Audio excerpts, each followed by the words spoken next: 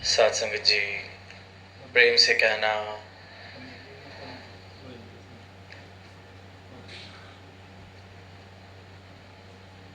आज ये जो विशाल रूप इस मैदान में बना है सत्संग का, तो दुनियावी तरीके से सोचें तो विशालता का कारण अगर दुनिया देखती है, संसार वाली आंखें देखती है, तो जो विशालता का कारण है वो ये कारण लगेगा कि कितने उत्साह से इतना बड़ा मानव परिवार यहाँ इकट्ठा हुआ है, कितनी बड़ी हाजिरी में यहाँ पहुंचा गया है।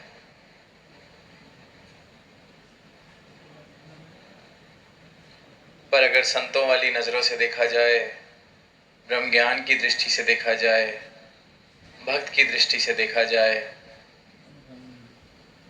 तो विशालता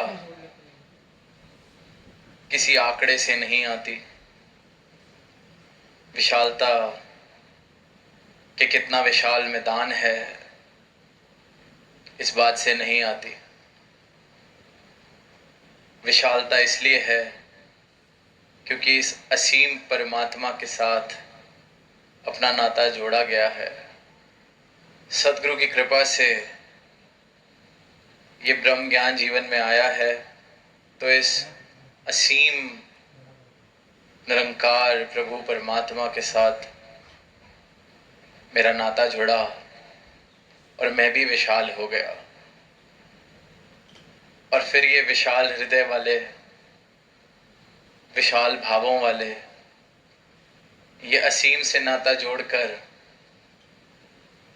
हृदय में विशालता रखने वाले संत कहीं भी जब इकट्ठे हो जाते हैं तो विशाल रूप बन जाता है, विराट रूप बन जाता है। तो महत्वता किसी आंकड़े की नहीं, महत्वता उस किसी भी पहलू की नहीं जिसको संसार श्रेष्ठता देता है। क्योंकि जो भक्त की नजर हो जाती है, भक्त की दृष्टि हो जाती है, वो ये ज्ञान वाली दृष्टि, वो घट घट में इस परमात्मा को देखने वाली दृष्टि, वो फिर संसार वाले प्रलोभन उसको नहीं अपनी तरफ उस प्रकार से आकर्षित करते। तो जब सदगुरु की दृष्टि से ये जीवन जिया जाता है तो सृष्टि भी फिर उस प्रकार ही बदल जाती है। जीवन के मायने बदल जाते हैं, नज़ारे बदल जाते हैं। जिन पहलुओं को श्रेष्ठता इस संसार देता है, उन पहलुओं से उठकर, जैसे कमल कीचड़ से उठकर अपना अस्तित्व बनाता है, वैसे ही भक्त का जीवन भी संसार में रहते रहते उन सभी तौर तरीकों से, उन सभी पैमानों से ऊपर उठ जाता है, क्योंकि ये विशाल परमात्मा से अपना रिश्ता जोड़ लिया है और खुद भी विशाल हो गए हैं। और इसलिए फिर जन जन को जाकर आवाज देते हैं, और एक ही आवाज देते हैं। जो ये पीछे दास के बोर्ड लगा है उस पे भी हरदेव वाणी की पंक्तियां कि जिसकी भक्ति जिसकी पूजा उसका ज्ञान जरूरी है। यही आवाज संत देते आ रहे हैं, आज भी दे रहे हैं, युगों युगों से देते आ रहे हैं कि पूजा भक्ति आराधना अर्चना बहुत मुबारक है, पर जिसकी कर रहे हैं हर एक इंसान को आवाज दे रहे हैं कि जिसकी ये पूजा करी जा रही है, जिसकी भक्ति करने का प्रयास किया जा रहा है,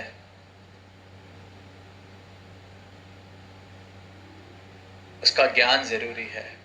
कहे हरदेव के पहले ईश्वर की पहचान जरूरी है। पहचान लिया जाए, पहले जान लिया जाए सत्ता को, इस परमात्मा के दर्शन कर लिए जाएं, फिर तो मुबारक है, फिर तो ऐसी भक्ति मुबारक है। संतों ने यही एक संदेश दिया है कि भक्ति की शुरुआत ही तब मुमकिन है जब इस अविनाशी के दर्शन इस आत्मा को हो जाते हैं। वरना तो ये जो भक्ति एक रूप लेने लगती है, ये प्रयास जो इंसान कर रहा है धार्मिक होने का, भक्त होने का, प्रभु के साथ एक रिश्ता कायम करने का जो प्रयास किया जा रहा है दुनिया में, देखते हैं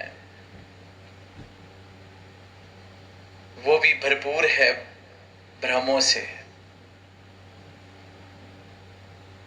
भुलेखों से,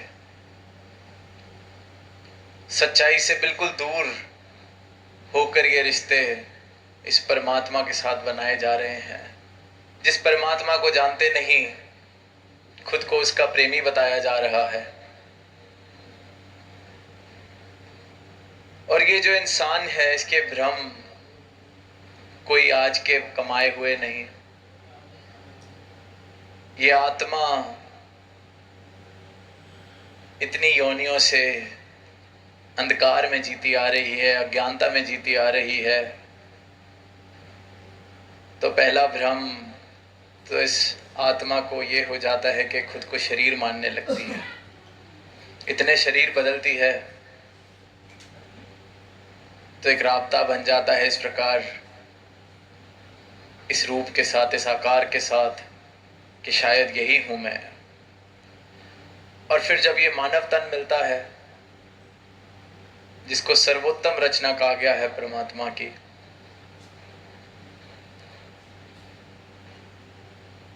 ये अवसर मिलता है, तो इस आत्मा को जो पहले ही खुद को शरीर के साथ एक मान चुकी है, फिर जब ऐसा शरीर मिलता है जिसको इस परमात्मा ने सोचने की, समझने की शक्तियां बख्शी हैं, उपलब्धियां प्राप्त करने की शक्तियां बख्शी हैं, विज्ञान को समझने की शक्ति बख्शी है, बुद्धि बख्शी है, बल बख्शा है, चेतना बख्शी है, तो फिर जब ऐसा शरीर हासिल होता है तो फिर वो जो भ्रम आत्मा ने कमाए होते हैं वो और बढ़ने लगते हैं। जो परत चढ़ी होती है धूल की, अज्ञानता की, अंधकार की, कि खुद को शरीर तो मानते आ रहे थे, फिर ऐसा शरीर मिल गया जिसकी काबिलियत इस दातार ने, परमात्मा ने इतनी दी कि फिर मैं और भ्रम बनाने लगता हूँ और भुलेखों में फंसने लगता हूँ। इससे पहले तक तो शरीर ही मान रहे थे, फिर मन मेरा अपनी उपलब्धियों के साथ भी जुड़ने लगता है, अपनी कुल जाति के साथ भी जुड़ने लगता है, अपने रंग नस्ल के साथ भी जुड़ने लगता है, किस भाषा, किस प्रांत को मैं अपना कहता हूँ, इस बात से भी मैं अपने आप को ऊंचा नीचा मानने लगता हूँ। तो कोई अंत नहीं है इन भ्रमों का, इन उलझनों का। और फिर जब इंसान किसी पल में परमात्मा के साथ भी एक रिश्ता कायम करने का प्रयास करता है तो वो भी भ्रम के आधार पर परमात्मा का नाम लिया जा रहा है, भ्रम के आधार पर खुद को धार्मिक कहा जा रहा है। कुछ चंद कर्म करने से कोई धार्मिक नहीं हो जाता, कुछ दिन में 10-12 नाम लेने से, 10-12 बारी परमात्मा को याद कर लेने से कोई प्रभु प्रेमी नहीं हो जाता। हाल देख रहे हैं दुनिया का कि अपनी श्रेणी तो उनमें गिनी जाती है जो प्रभु प्रेमी हैं, तप त्याग करने वाले हैं, सेवा करने वाले हैं, पर मन के भाव इतने संकीर्ण कि अपने पड़ोस में किसी के यहाँ खुशी आए तो मेरा दिल छोटा होने लगता है। तो फिर ऐसा धार्मिक होना भी क्या धार्मिक होना हुआ ऐसा प्रभु प्रेमी होना भी क्या प्रभु प्रेमी होना हुआ कि किसी की खुशी देखकर मैं छोटा महसूस करने लगूं, किसी की तरक्की देखकर मैं छोटा महसूस करने लगूं, और फिर खुद को बड़ा बताने के लिए मैं अपने उन भ्रमों का सहारा फिर लेने लगता हूं कि होगा ये धनवान पर ऊंची जाति वाला तो मैं, होगा ये पढ़ा लिखा पर गोरे रंग वाला तो मैं, बन गया होगा सामने वाला अफसर पर मेरा जो कुल है वो देखो कितना पुराना। अनेक अनेक भ्रम, अनेक अनेक ऐसी भ्रांतियां इंसान पाल लेता है और सिर्फ इन भ्रांतियों का सहारा इसलिए लेता जाता है ताकि खुद को किसी और से ऊंचा बता सके, अपने मन को ये दिलासा दे सके कि मैं कुछ हूं। इतनी धूल जम चुकी है इंसान के हृदय पर, मन पर, कि अपनी सच्चाई से, अपनी पहचान से इतना दूर है इंसान। और फिर हास्य की बात तो ये है और तरस की बात भी ये है कि जिस रास्ते से अपनी पहचान मिलनी है, जिस स्रोत को प्राप्त करके अपने आप को पहचानना है, उसका नाम लेना भी मैंने भ्रम के आधार पर ही शुरू कर दिया है। परमात्मा जिसको पाया जा सकता है, जिसको पाकर मैं इन सारे भ्रमों से दूर हो सकता हूँ, मुक्त हो सकता हूँ, इस परमात्मा के नाम पर ही इंसान ने सबसे ज्यादा भ्रम, भ्रांतियां, ऊंच नीच फैला रखी है। तो ये हाल देखते हैं तो यही लगता है कि इंसान किस तरफ जा रहा है। जो घट घट में देखा जा सकता है उसको सीमित दायरों में बांधने की कोशिश करी जा रही है। जो सबका सर्व साझा है, जिसने सबको बुलाया है, उसको भी ये मेरा भगवान, ये उसका भगवान, ये मेरी पूजा का स्थान, ये किसी और का स्थान, इन दायरों में बांटने का प्रयास इंसान करता जा रहा है। किस तरफ जा रहा है? सवार है अपनी भ्रांतियों के आधार पर सिद्ध करने के लिए, कहीं पहुंचने के लिए, पर उसको पता नहीं चल रहा कि मैं कहीं पहुंच ही नहीं रहा हूं। इसलिए कहा गया जिसकी भक्ति, जिसकी पूजा, उसका ज्ञान जरूरी है, क्योंकि ये ज्ञान अगर जीवन में आ गया सतगुरु की कृपा से तो भ्रम समाप्त हो ही जाने हैं। क्योंकि भ्रम अगर जीवन में है तो उसका सिर्फ और सिर्फ एक कारण है, अज्ञानता, अंधकार, और कुछ नहीं है। भ्रम अज्ञानता और अंधकार है, अंधेरा है, अंधकार है, अज्ञानता है, इसलिए रस्सी को सांप मान बैठता है इंसान।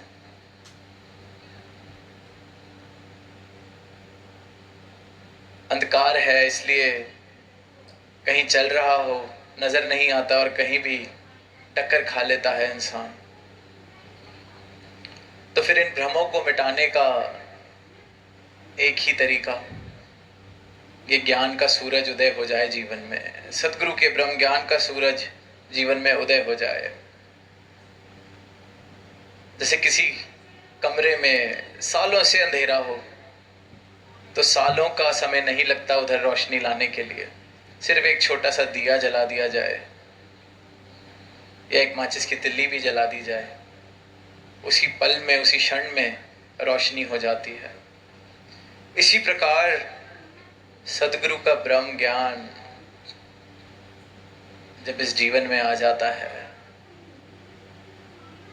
जितने भ्रम लेकर ये इंसान चल रहा होता है, ये आत्मा जितने भुलेकों में होती है, ये सारे भ्रम भुलेके मिट जाते हैं।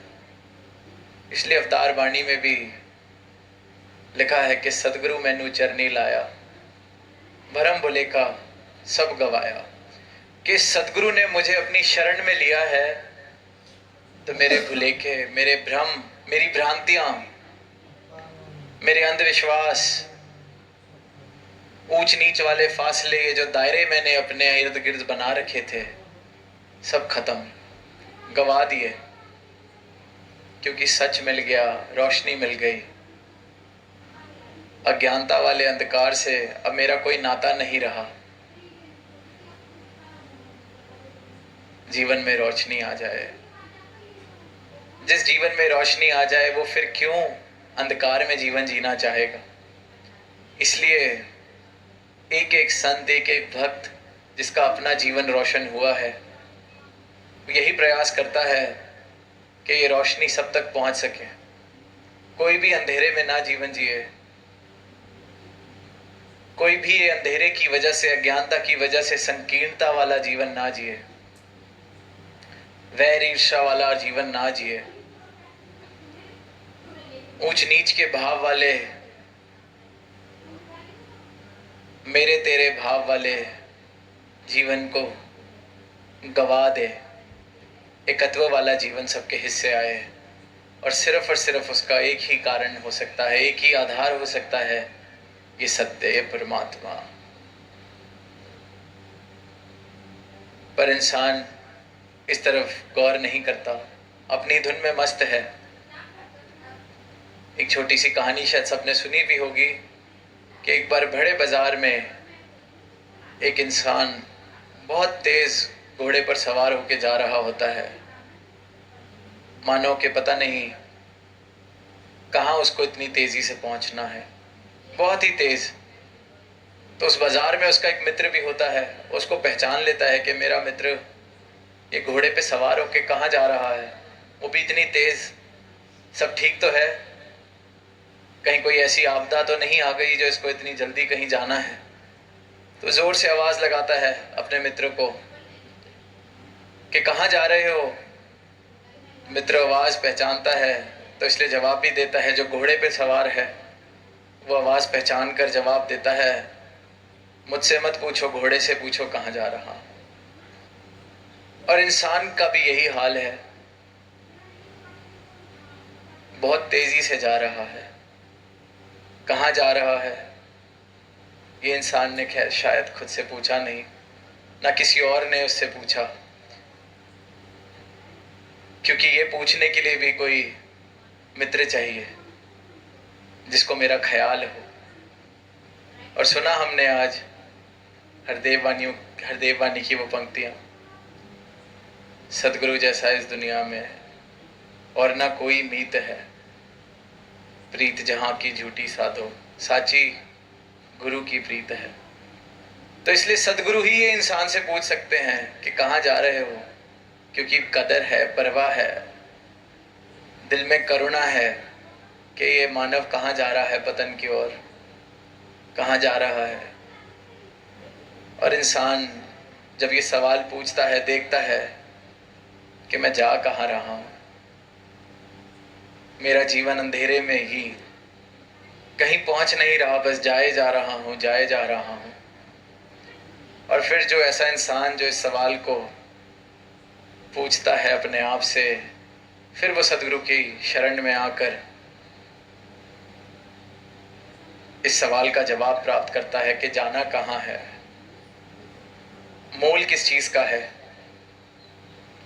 वरना तो इंसान अपनी भ्रांतियों के आधार पर चले ही जा रहे हैं। जीवन में जो कर्म कमाए जा रहे हैं वो इस आधार पर ही कमाए जा रहे हैं कि हमारे यहाँ तो ऐसा ही होता है, हमारे संस्कृति में तो ऐसा ही होता है, हमने तो ये ऊंच नीच ही सीखी है, हमने तो ये जात पात ही सीखी है, हमने तो मैं मेरी वाले भाव ही सीखे हैं। तो इन भ्रांतियों के आधार पर ही इंसान चलता जा रहा है। और फिर जब सदगुरु पूछते हैं, क्योंकि सच्चे मित्र हैं, इंसान के सच्चे मित्र हैं, इसलिए सच्चाई वाला रिश्ता कामिल करते हैं, उसके साथ स्थापित करते हैं सच्चाई के आधार पर गुरु के साथ। इंसान भी फिर एक भक्ति वाला रिश्ता इसलिए ही स्थापित कर पाता है क्योंकि इस रिश्ते का आधार सिर्फ और सिर्फ सत्य है। तो जब सदगुरु पूछते हैं कि कहाँ जा रहे हैं हम, इन भ्रांतियों के आधार पर, इन भ्रमों के आधार पर, किस दिशा में जा रहे हैं, तो इंसान देखता है कि सिर्फ और सिर्फ पतन की ओर। इतनी भाग दौड़ के बाद भी सुकून के दो पल नहीं, इतना नाम जप कर भी परमात्मा का हृदय में कोई प्रेम वाले भाव नहीं।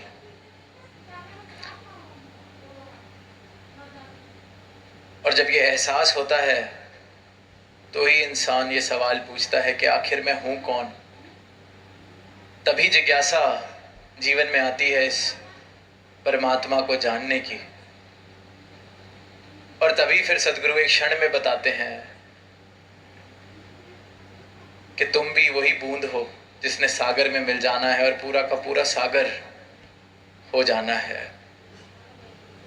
और फिर जो जीवन में एक बूंद के समान जी रहा था वो सागर जैसी विशालता प्राप्त कर लेता है। और इसलिए फिर ये विशाल है सब कुछ, क्योंकि सागर जैसी विशालता प्राप्त करके यह संत आए हैं। सही मायनों में विशालता प्राप्त करके संत आए हैं। इसलिए संतों के लिए कहा गया है कि संतन के मन रहत है सबके हित की बात। क्योंकि इतनी विशालता हासिल कर ली है, इतनी विशालता प्राप्त कर ली है कि सब अपने लगते हैं, इसलिए सबके हित की बात। संत अगर स्वार्थी होकर भी कोई अरदास करता है तो भी उसमें सबके हित की बात करता है, क्योंकि उसका स्वार्थ इतना बड़ा हो जाता है जिसमें सारी मानवता समाई हुई है। इतना स्वार्थी, इतना बड़ा स्वार्थ, सबके हित की बात। घट घट देखे अलग को, पूछे जात ना पात। हर घट में इस रमे राम को देख रहे हैं, अविनाशी को देख रहे हैं, तो फिर जात पात की बात पूछने की जरूरत कहाँ है। जब दर्शन ही इस परमात्मा के सब में कर रहा हूं तो जात पात तो दिख ही रही है। एक ही जात है, ये परमात्मा सबकी जात है। और जिसको सदगुरु की कृपा से ये दृष्टि मिल जाती है, घट घट में इस अलग को देखने वाली दृष्टि मिल जाती है, उसको कोई जरूरत नहीं रहती जात पात पूछने की। उसको समझ आ जाता है कि जात है तो प्रभु की, मेरी भी वही, आपकी भी वही, दिखता ही बस अब यही है। तो इसलिए पूछे जात ना पात। करना क्या है पूछ के? दिख रहा है, साफ साफ दिख रहा है।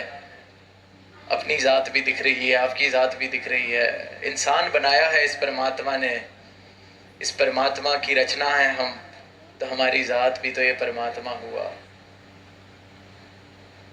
ऊंच नीच की भावनाएं, अमीर गरीब के फर्क सब खत्म हो जाते हैं। सब में, इस घट घट में परमात्मा को देख रहे हैं।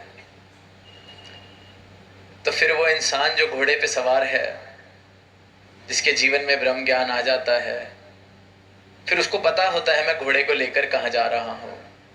संसार को छोड़ने की बात नहीं की जाती कि संसार के काम बंद कर दिए जाएं, त्याग ले लिया जाए, वनवास ले लिया जाए, कहीं ऐसी स्थान पर चले जाएं जहां अपने परिवार को छोड़ के, जिम्मेवारियों को छोड़कर सिर्फ प्रभु को जपा जाए। बिल्कुल भी नहीं।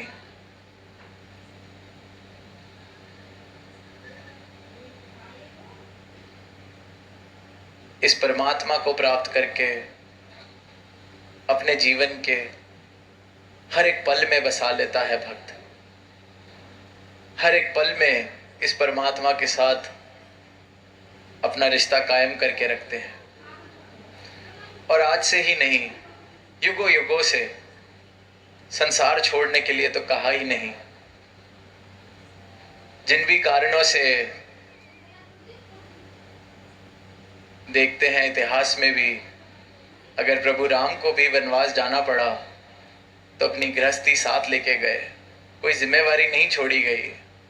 और उस दौरान भी जितनी ऐसे किस्से सुनते हैं तो सबके परिवारों को पक्का ही किया, किसी को अपनी जिम्मेवारियों से दूर नहीं किया। इस परमात्मा के दर्शन भी कराए, भक्ति भी करी सबने उनकी। शबरी के भी घर गए, ये नहीं कहा कि छोड़ दे सब कुछ। और आज भी युगों युगों से भी सिर्फ यही भाव कि कहीं छोड़ के नहीं जाना है, घट घट में है ये अलग, घट घट में बस रहा है। तो इसलिए जो ये सवारी करनी है इस घोड़े की, ताकि संसार के सारे काम हो सकें, अपनी जिम्मेवारियां निभा सकें, उपलब्धियां भी प्राप्त कर सकें। पर फिर जो चेतन संत होते हैं उनकी ये हालत नहीं होती कि हमें नहीं पता हम कहाँ जा रहे हैं, घोड़े से पूछ लिया जाए। उनको पता है कहाँ लेके जा रहे हैं इस सवारी को, जहाँ सदगुरु कह रहे हैं वहां लेके जा रहे हैं इस सवारी को। तो ऐसे भावों के साथ युक्त जो जीवन हो जाते हैं वो सही मायनों में विशाल हो जाते हैं। तो आज निरंतर पिछली कुछ देर से आवाज दी जा रही है कि इस अविनाशी को प्राप्त किया जा सकता है, देखा जा सकता है। कोई कहने सुनने की बात नहीं है, कोई कान रस तक सीमित नहीं है ये परमात्मा कि कुछ बातें की, कुछ किताबों की, कोई भजन गाए, बहुत आनंद आया, अब घर को चलते हैं। ऐसा आनंद तो, कान रस तो कहीं भी प्राप्त हो सकता है। मधुर संगीत सुनते हैं, कान रस तो वहां भी प्राप्त हो सकता है। कि जो ब्रह्म ज्ञानी संत हैं ये तो संदेश दे रहे हैं कि ये परमात्मा जिसका नाम जपते हैं, वेदों में शास्त्रों में जिनका जिक्र है, इस परमात्मा को प्राप्त किया जा सकता है, देखा जा सकता है, इन आंखों से देखा जा सकता है, जीते जी देखा जा सकता है। सही मायनों में भक्ति वाला रिश्ता कायम किया जा सकता है। और ये कोई व्यक्ति विशेष के लिए आवाज नहीं दी जा रही, एक एक मानव के लिए आवाज दी जा रही है कि मानव तन मिला है तो आप सब भी हकदार हैं इस परमात्मा को प्राप्त करने के। आप सबके भी हिस्से ये परमात्मा आ सकता है सिर्फ और सिर्फ सदगुरु की कृपा मेहर एक क्षण में मेरे जीवन को यूं बदल सकती है कि वो परमात्मा से ये परमात्मा, उस परमात्मा से इस परमात्मा, यूं बदल सकता है मेरा जीवन कि जो कल तक दूर था आज उससे कोई दूरी बन ही नहीं सकती। इस प्रकार का चमत्कार सदगुरु हर जीवन में करते हैं, करते आए हैं युगों युगों से, आज भी कर रहे हैं और निरंतर करते रहेंगे। हम भी इस चमत्कार को अपने जीवन में होता देख सकते हैं। सिर्फ और सिर्फ श्रद्धा से, भक्ति भाव से, समर्पित भाव से झोली फैलाने की ज़रूरत है। और ये परमात्मा तो झोली में आया ही हुआ है। तो दातार से यही अरदास, हर एक मानव इस परमात्मा को प्राप्त करके सही मायनों में भक्ति करता चला जाए। जीवन इतना खूबसूरत एक रूप लेता चला जाए, आपस में सिर्फ और सिर्फ प्रेम हो, एक दूसरे के लिए सद्भाव हो, और ऐसा ही संसार हम सब मिलके कायम करते चले जाएं, जहाँ एक दूसरे के लिए सत्कार, प्रेम, सद्भाव वाली भावनाएं हों। तो इन्हीं शब्दों के साथ दास इजाजत चाहेगा प्रेम से कहना, धन्यवाद।